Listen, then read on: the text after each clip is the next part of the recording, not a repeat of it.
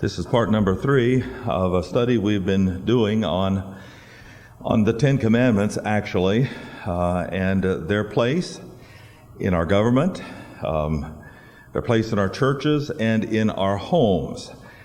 And we're going to have a brief bit of review with regard to that, and we'll get on to some new material that it's on the same subject, but it's in conjunction with our church and that sort of thing. Yes, please, Joe, we had to move it for cleaning day yesterday. I forgot to ask you to fine-tune, tweak the system. I was looking away and our time. We'll shoot some this week.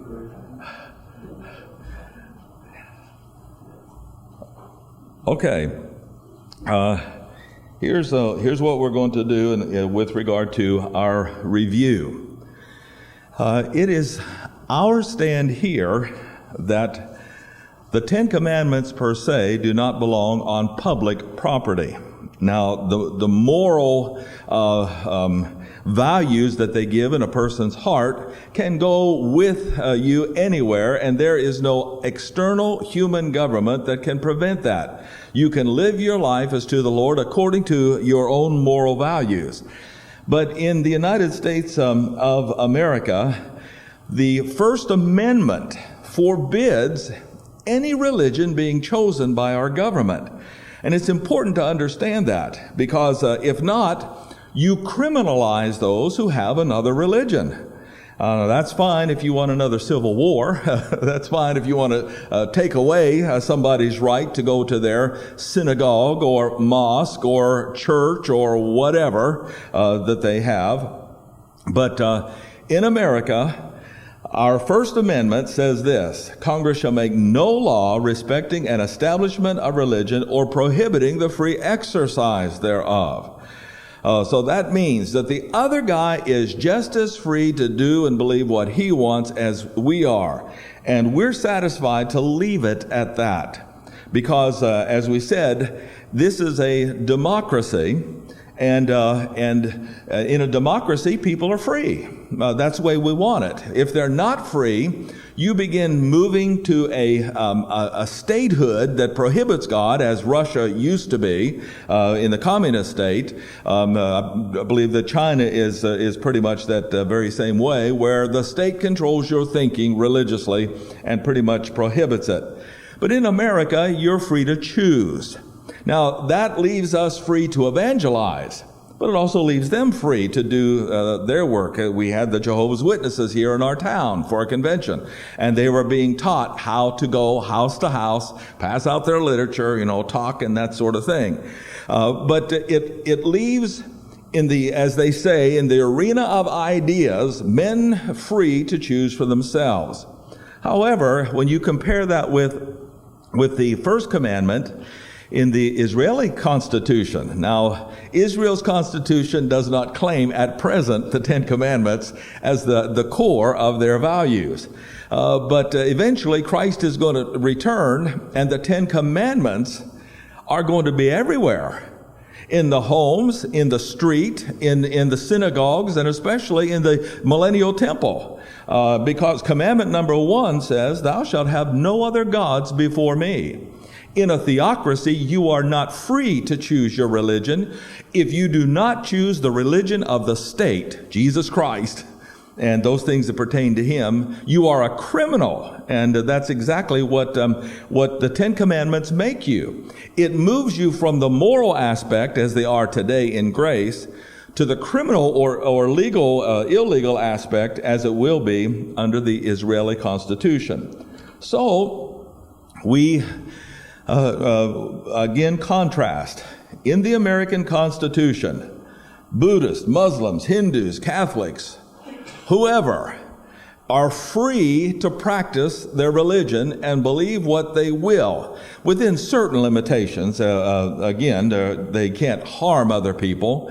For example, if I were to tell you, I made the Kool-Aid and the vanilla pudding for the picnic out there, don't eat it. I'm not forcing you to eat it. And if I have purple shrouds with, little odd designs on them, you are free not to choose one and wear it as you eat and drink. out there. We're not forcing you, in other words. This is freedom. But on the other hand, if these religions were in existence when Jesus Christ comes, guess what's going to happen to their adherents? Well, most of these religions are going to be absorbed into the one world religion of Antichrist with his mark so as to worship him. And all of those, the goat nations physically alive, will be destroyed. And that's what a theocracy does. Jesus Christ will not tolerate men in his kingdom around the world worshiping anybody else but him. And so that is exactly what this does. Now, I had a question. Let's see. Here we are. I had a question. Let's go back to this one. There we go.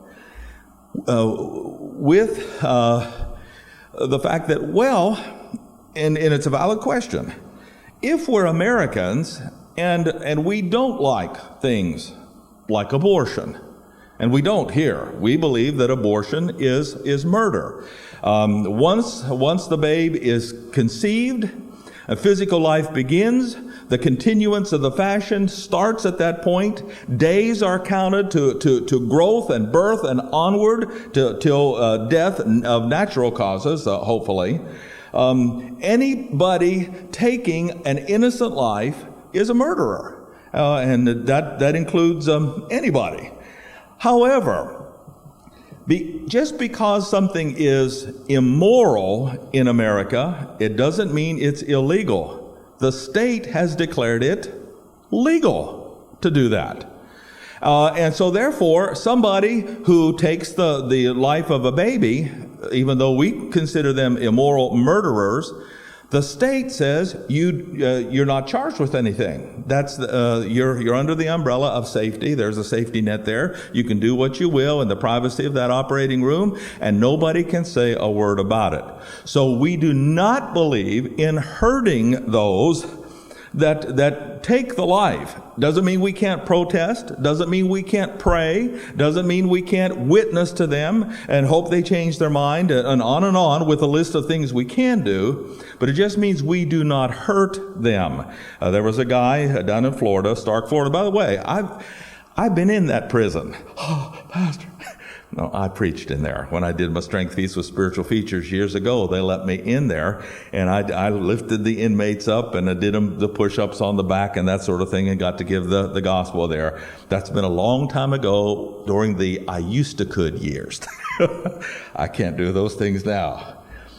4 Mennonite boys that were as big as plow horses did me in with my left arm and shoulder. I can't do any of that now. All right. But isn't there any recourse? Can't we say something to our government? Now, the rest of the First Amendment says this. It cannot hinder the freedom of the press or the right of the people to peaceably assemble and to petition the government for a redress of grievances. But there's the key. If it's the peaceful assembly. Most of the people that protest abortion clinics, they set up here is our property. I don't care if what they're doing in there is wrong. If that is their property, you are not allowed to trespass on it if they say you're not welcome there. That's their property. And so therefore you can gather outside of their property and do whatever you want to, or go to the government and say, we do not believe in this. One of the key things that you have is to vote. Vote for those who would be for abortion, pro-choice instead of pro-life instead of pro-choice. I don't get those confused often, but I'm trying to summarize here. So you can vote. I mean, there is the power there. And in my opinion, it's the power of the vote that is probably going to do more than the power of the protest. Because the news media, you talk about dressing up like a fruit, the news media makes people who protest abortion clinics look more fruity than the fruit cakes that are out there. And I hate to say that. So there are things we can do, and we will get those. But yes, you can. you can peaceably assemble. If you're going to cause problems, if you are going to vandalize, if you are going to kill, hurt, or maim, no, that's not peaceable. And you are violating the First Amendment to our Constitution. They have rights if the state declares it legal, and we have to respect those rights whether we like it or not. Now, that brings us then to this particular idea of the three buildings and what goes on there. You have public buildings, and basically in those buildings, you have the amendments of men. Whether you like it or not, we live here in Vanderburgh County in Evansville, Indiana, and most of our politicians, even ones we'd agree with, are unsaved. And unsaved men have a worldview, and they're going to continue to have a worldview, and we're going to have to live with it, even though we might try to influence it in certain legitimate ways. But what goes on there are the amendments of men. And of course, we're getting down to a battle for the city here coming up, and things are already getting dirty, and gloves are being taken off, and the blows are being struck hard and heavy, and the like. But that's American politics. But that's what goes on in those buildings there.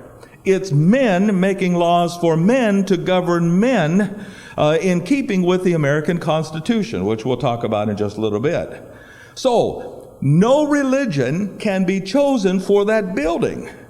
Although you can go in there and redress for certain things, that's fine. That doesn't concern me that we take God out of those public buildings. The thing that would make me lock and load is when you start taking God out of the prescribed buildings. Now we've got a cause here for just a little bit of resistance to a government. As long as their laws are legitimate, fine. But if they're going to take away our freedom, that First Amendment privilege, we're going to have to say something. I'm sorry. Something's going to have to be done. Because those prescribed buildings, governments stay out. I'm not going to tell you what to do with your business, but you don't tell me what to do with mine. And that's the First Amendment privilege. And we better get hard-nosed about that, or somebody's going to come in here and take away our right to say it under, well, you're being hateful when you tell somebody you're a sinner and need a Savior. Now, they're going to do what they want to, but that's what I'm going to do, because that's the only way people are going to get saved, is by telling them, look, you're not good in your self-righteousness doesn't cut it. You've got to trust Christ. Well, that's hurtful and painful to their self-esteem and their little psyche, and they get all emotional, but they need Christ. That's called the offense of the cross, and the cross is offensive. And as long as we're on this earth, we're going to lift the cross up as man's only means of salvation. Okay, but now, coming to this third building, this private building. Here, if you're a citizen, you've got to integrate the state. That is, you've got to live according to its laws. Much as you hate them, and as much as you wish some of them weren't there, especially some of the taxes we have to pay, nonsensical taxes, we still have to do it if we want to function legally as a citizen of this country. And as a citizen, we can redress the government. We don't always have to do it as a Christian. We can do it on moral grounds, which unbelievers have to grapple with. They too have morality one way or the other in a limited sense. Now, all unbelievers are always immoral. All unbelievers in Adam are as bad off as they can be without ever hope of changing it. But experientially, not all of them are as bad as they could be. Some of them are moral. They don't all rob banks. They don't all cheat, lie, take drugs, and that sort of thing. They have a limited morality. And so therefore, we have a right as a citizen to address other citizens of this country and say, I don't like this. We should be voting for this. We should be using our money toward more constructive terms and so forth. Now, if you're a Christian, then in this particular building, you can choose to do something, which is your right. You can integrate the church as well. Now that's what we teach here. We teach here that we're patriotic American citizens. We live according to the laws of the land. We obey those in authority over us as long as they do not remove from us those necessary things that allow us to practice our, quote, religion. And we can have it in our church building and we can have it in our homes if we choose. But if somebody doesn't want to go to church, that's their choice. And if somebody doesn't want to incorporate it into their house, that's their choice. And to have some theonomists, and that's what they are. They are Reformed theologians who have the mistaken idea that the church is Israel and America is a Christian nation, and we ought to be making the Ten Commandments our laws. They do not understand that if they get in power, I'm going to be the first one to protest Commandment 4, the Sabbath. Paul says don't keep the Sabbath. It's part of the Ten Commandments, which they would, of course, try to keep. Okay, so that helps us with regard to this. Let's go to another stance we have to understand here at our church. And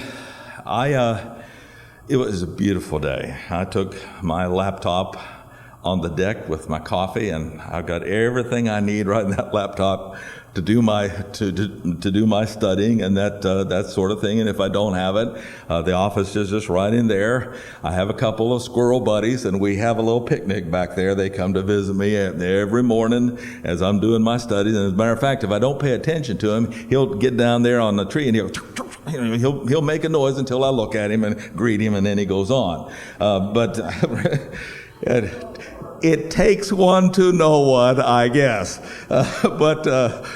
Anyway, so I was out in the back, and I don't know what happened in the front, because the lightning destroyed our doorbell as well. So I was having a good time back there. When I came up to get the mail, somebody, without permission, put a sign like this in our yard, right out in front, which says, vote for, what's his or her name, for this particular office. I'm not going to even say who it was. But somebody assumed that because of this could be done. Now, I want to tell you my own personal feelings with regard to this. No pastor should declare his political affiliation.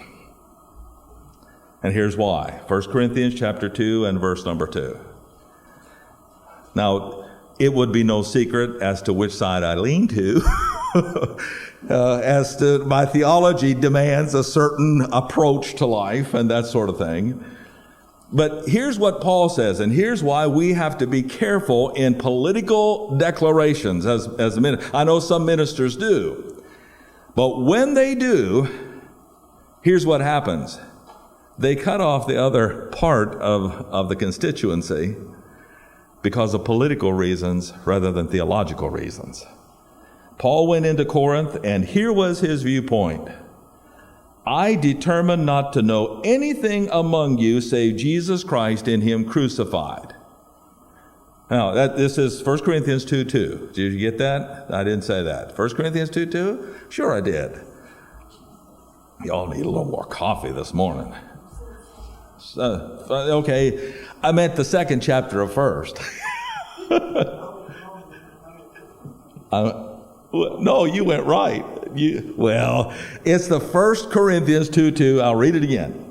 I determined not to know anything among you save Jesus Christ and Him crucified.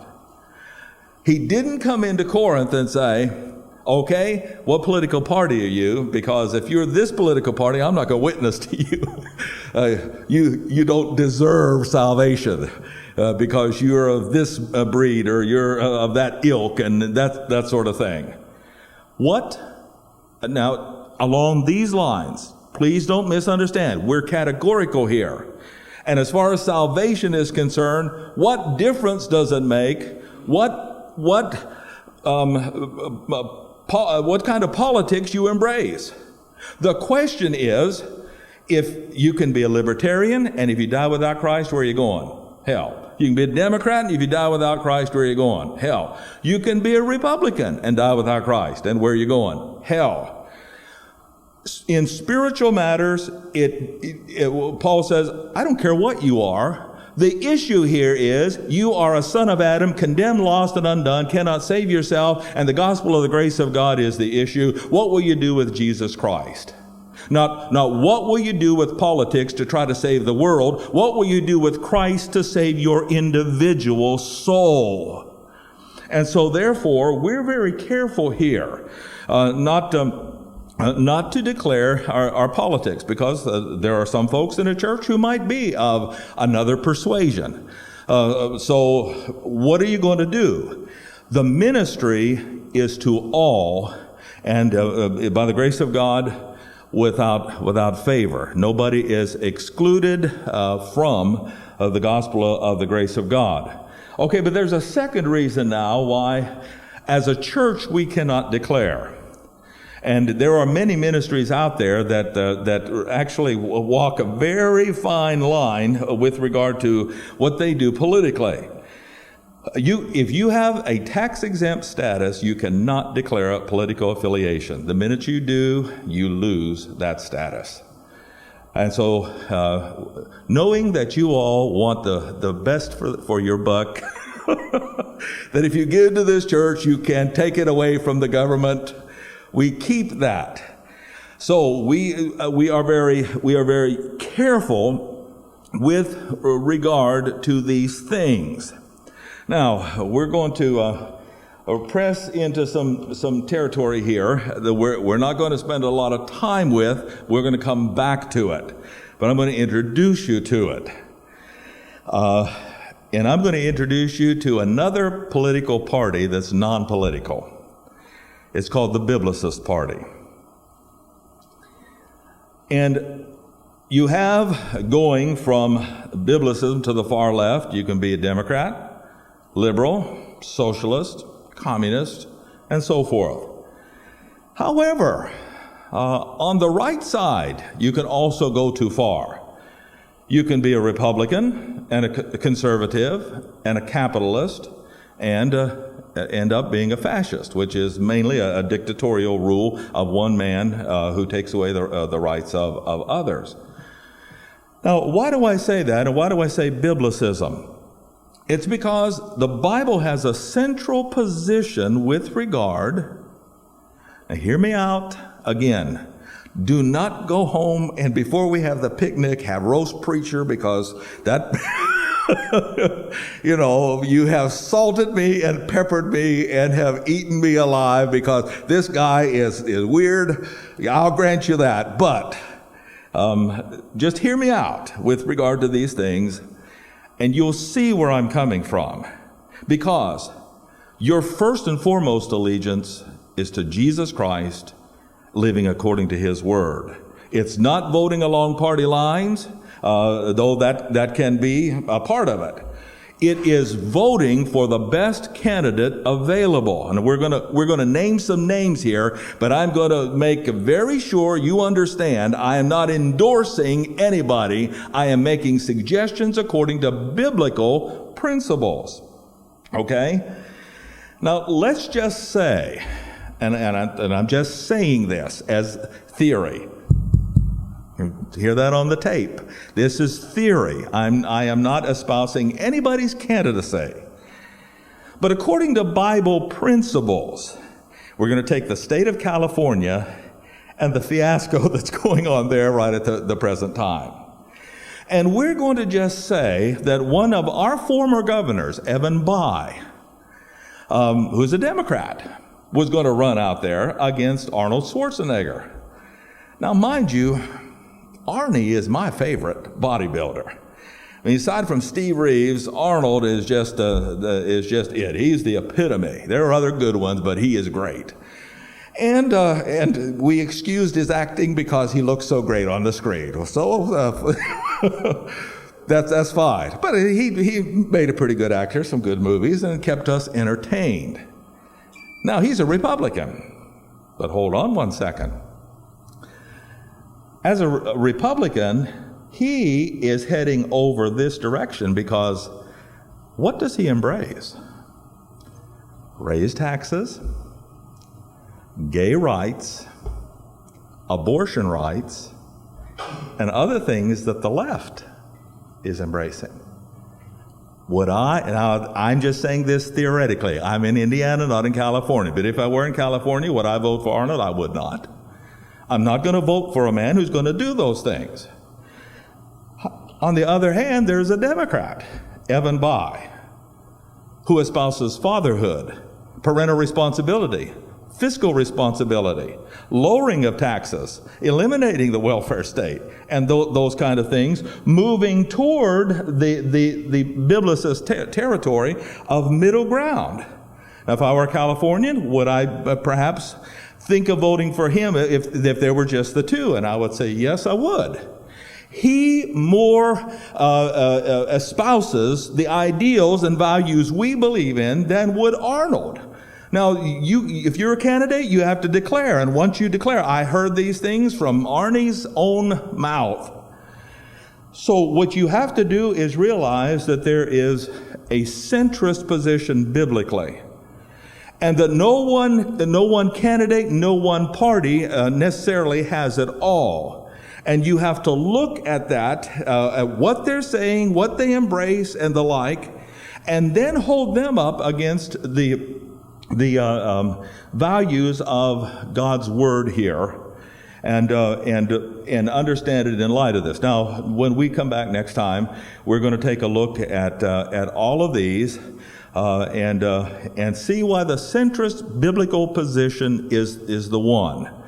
First and foremost is the verse that we read here, and that is the verse that said, we decide not to know anything among you except Jesus Christ and Him crucified. Politics do not enter into the spiritual issues only after the fact. And it's more important to get a person saved and their soul to spend eternity in heaven than and it is to go in some of these other areas. All right?